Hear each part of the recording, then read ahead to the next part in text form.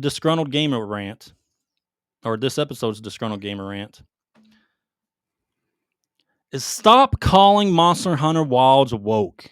Please. Just stop it. What are you getting? Where are you even getting it from? I heard some guy, well, look at the side of her hair. Look how it's cut. Shut the fuck up. I'm going to tell you why people are calling this woke. Well, why they think this is this game. Please enlighten me, because I have no idea why. All right, there's only one major reason. You know, I heard people bring up the character creator and stuff like that. Like, you can't have a boob slider or whatever. Okay. Anyway, this is one of the main reasons why it's woke. All right, the character named Eric. All Okay. right, this is a guy. It's supposed to be a guy, right? Yeah. But he has a feminine voice, right? He's I guess they're trying to perceive him as transgender in the game, but they don't say what he is. They don't talk about his pronouns. He's just a character that's part of a different squad with Olivia's squad, which you see in the back to the right. Yeah. The girl with the armor on. Mm-hmm. He's part of her squad. But they never say he's transgender. They don't talk about doing, you got to call him a he, she, whatever. There's nothing. He's just a character with a feminine voice that he doesn't put in your face. He's just a scientist that assists with Olivia's squad on stuff. But this is the only reason why I can see that people might perceive it as woke. Well, maybe he's a boy genius and his voice hasn't changed yet. But as anyone that has listened to our podcast before, and even earlier this episode when Grant was explaining what we consider woke is, there's nothing shoved in your face with this character. Yeah, there's no pronouns. There's nothing. This is the example of looking for something. Yeah, it's a perfect example of that. All right, now the Japanese dialogue, I don't know. The Japanese dialogue voice acting could be, maybe he has more of a guy voice. Maybe. The English translation for their localization, I guess, is they made him into more of a feminine voice. Which is weird because, okay, let's take Dragon Ball Z, for example, right? Yeah. Sean Shammel's obviously a guy voice. Voices Goku. Yeah. Sounds like a guy. But the lady who does Goku obviously sounds like a woman in the Japanese. Yeah. But they don't say anything about that. It doesn't sound manly at all. Doesn't sound manly at all. Gohan doesn't sound manly. No, the only one that sounds manly is Vegeta. Well, but I'm just saying, and Piccolo, but I'm just saying, like, you know what I'm saying? Like, you can't just take the voice and just say, oh, this is gay and stuff like that. You can say anything about Goku. Japanese version. All right. Couldn't you?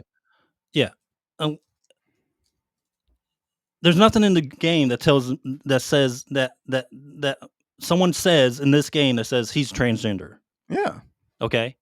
He's introduced as a guy named Eric, but he has a feminine voice. Like I said, he might be a boy genius. But that's not woke. No, not because they're not pushing anything in your face. Like, no pronouns. There's nothing. Not making you do the bars, male and female in the character creator. You can make very attractive girls in the character creator. You can make cool looking guys in the character creator. Yeah.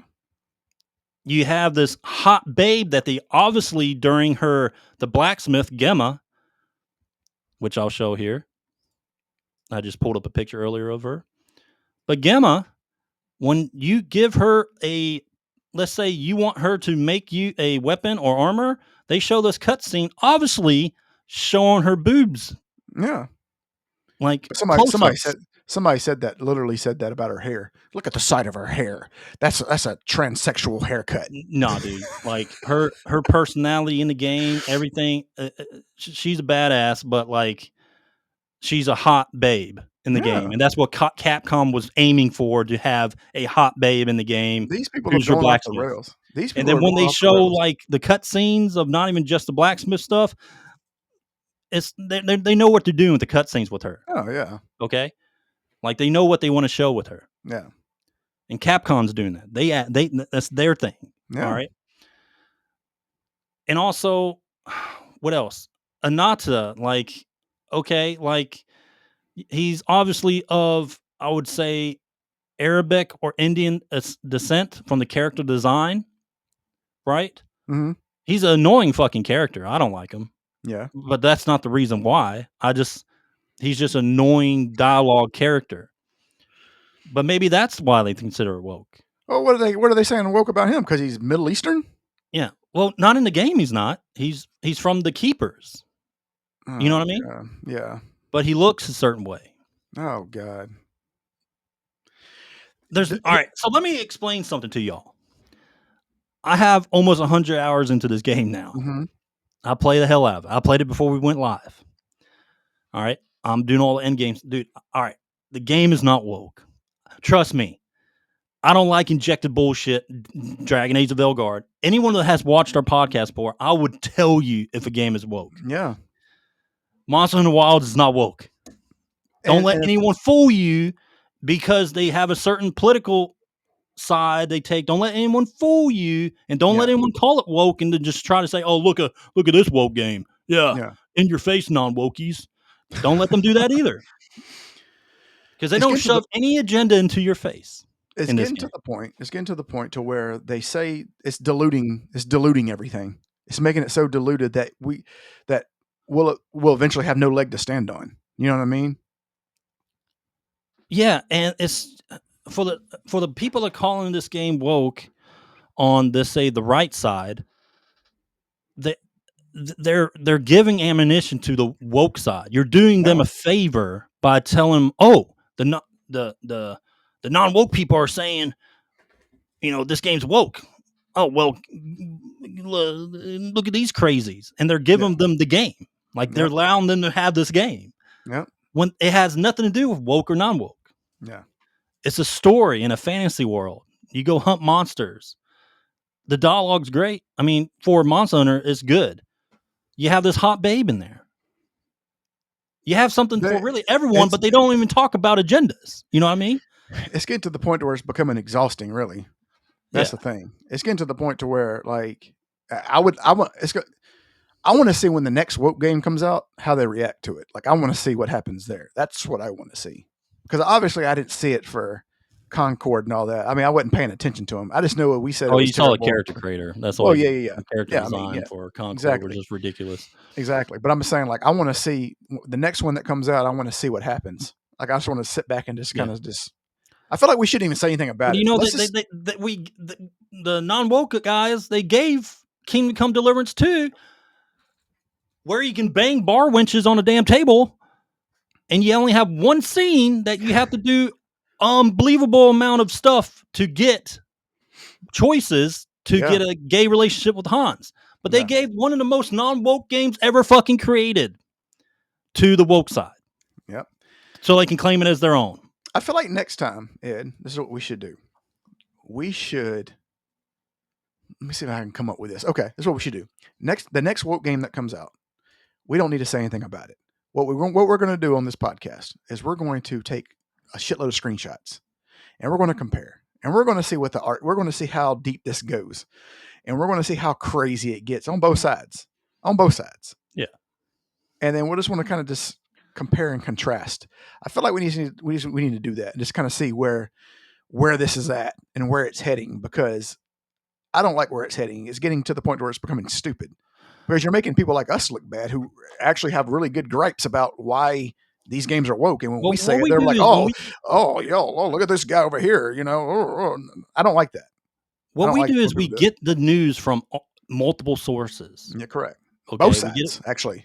Yeah, we get it from multiple sources, and we break it down from what we're hearing. Now, remember, we broke down when this weird thing happened with Kingdom Come Deliverance 2, and dismissing Daniel Vavra and his social media crap. But that's the only thing I had was his fucking PR was terrible. All right. Anyway, it was when they were talking about them being underage and pedophilia, the main characters in the story, because we don't know the date of birth from history for some of these guys, but they tried to make Hans look like he was 15 having a relationship with the main protagonist. Now they're fishing for it. And Henry. They're fishing. But that was spreading around. A lot of big accounts were spreading that crap. Yeah. And I was like, oh no, what are they doing? Yeah. Yeah. And we reported that, but we weren't like, hey, it's woke. We never Yeah. said Kingdom Come Deliverance woke, but we did give everyone, hey, this is what's being said. Yeah. But anyway, that happened, and then the Hans thing happened before that. But Mhm. anyway, what happened was the woke side, all those annoying motherfuckers on social media, took that game as theirs, And they started having their victory lap. and they can compare it with their, Baldur's Gate 3 was woke. Yeah. Oh yeah. Oh God. Yeah, Baldur's Gate Jeez. 3. They're putting it in their catalog Oh to yeah. say, oh, you can remember, you're calling, this game was woke, Because but look how well it did. that's You their know? that's their ultimate. That's their ammo. That's the only ammo they have. Yeah. But you keep giving them ammo. Yeah, you keep giving them these games, and you say, "Oh, yeah, look what happens when you go woke. Oh, you Yeah. don't go broke." Such and such. Yeah. Such and such said that. But none of those games are Kingdom Come. woke. I know. But they have them now. Yeah. Because of the non-woke side of their fucking sometimes ridiculous rumors they spread. Well, it's not And even what that. I feel like they just follow people. I feel like they're not even necessarily like. Because here's the thing: is like we said before, me and you, we get our sources from a lot of people. I've actually gotten into an argument with GameSpot personally because some of the bullshit that they write. Yeah. I didn't just get into the argument just for the sake of getting an argument with him. I read his shit and it was terrible, and I called him out on it. And we went round and round for hours. It seemed like. So we do our due diligence whenever it comes to whatever. Like, so we always see. Look, here's the thing: is every time IGN puts out a 7 or puts out a high score, we read it and we see why. And whenever they put out a low score, again, we read it because more than likely that's like the kiss of death of it's going to be good. So you have to be able to, first of all, whenever you see a game like this, and if you're smart enough, you should be able to spot the signs of everything that would be quote unquote considered a woke game. Now, what you should do is the first thing you do is whenever you are reading an IGN or a GameSpot or one of these reviews or something like that, read the review all the way through and then see if it starts mentioning like social justice or any of this other stuff. Then you can kind of be like, all right, here we go. You can select transgender and top Yes, surgery correct. scars. You Correct. include everybody. Or if in they a fantasy say, world. or if they say, if they get, or if it's a low score and it says, well, it doesn't have enough diversity. All right, well then there we go. You know what I mean? So it don't take long to read. You don't need to parrot what other people are saying. That's very dangerous. We before when we first started this, we kind of were doing that a little bit because we didn't really know. Then we just kind of like, you know what? We're going to forge our own path and we're going to do our due diligence because it doesn't seem like there's a lot of, and there's people who do their due diligence. I'm not saying that they don't. What I'm saying is there's not people who do enough of it. That's what I mean. Yeah. And we're trying to fill that gap of doing it and being able to be. And the thing about it is if there's one side that says it is and we feel like it's not, we're going to be honest and say that it's not. Yeah. Another thing for Monster Hunter Wild is what they're calling is Olivia, who's one of your companions in the game. They're saying that I don't know. They think she's a lesbian, but nowhere in the game does that mention anything. She's a tough person, but she has a feminine girl. What? Brienne of Tarth. Yeah. Anyway, like the Olivia is good voice dialogue, cool character, helps you out in a hunt. She's the leader. She's the main hunter of another squad. Mm-hmm. Like you're a peer as a hunter. Yeah. But let me tell you, when she's at that campfire scene and she doesn't have her armor on, she's stacked. I mean, she looks pretty good. But there's nothing hinting of anything woke with her. Yeah. She's just like, think of a Ripley from Alien. Yeah. A tough, badass female character. Well, they just see short hair that's what and she is. they automatically Yeah, assume. they see the hair, but I mean, like, what you want a hunter to have long flowing hair and go into combat against big monsters? Mine, yes, Latina, Yeah. basically. Yeah, you can make your character however you want to. That's part of the character creator. But the way she would make as a companion, if my Marine Corps mind of combat and everything like that, I'm looking at Olivia and how they made her. I'm like, okay, that makes sense. It makes sense. Like someone, her personality and what she does for her job, it makes sense. Well, don't they make the women Marines tie that shit in a bun? There's Put it up? regulations. Yeah. Yeah. It has to be a bun, and there's regulations how long Yeah. the hair can be. Yeah. Well, then that makes sense. Yeah. I mean, I'm just saying, like, you're not gonna go out there it running through makes the. sense how they did the character as Yeah. being a mainline hunter, what she is. She's not your side companion. She's part of another squad as one of the main hunters for that squad. Yeah. But I guess I don't know. I guess they thought she's a lesbian. I don't But know, man. there's no like love interest. There's nothing in there to hint that she's a lesbian. Maybe that's why they think she's woke. I don't know. She's not like coming up to your character like, "Hey, you want to get some pussy? You want to go fuck the?" Yeah, man. Like it's wild. So no monster. All right. So end of the day, our disgruntled gamer rant. Monster Hunter Wilds is not woke. So stop up calling it fucking woke. It's not. If you're calling it woke, you're a fucking idiot. Go sit your ass in the corner. It's not. And for you woke people that are taking what these very few people are saying, calling it woke, and trying to make it your game, or like, oh, woke, you don't go broke. No, it's not that either. It's just there's no agenda in the fucking game. It's for everybody. That doesn't even make sense. Go woke, go non-broke. Like, shut up. Come up with something good. Like, come up with something better. But it's for everybody. The game is for everybody.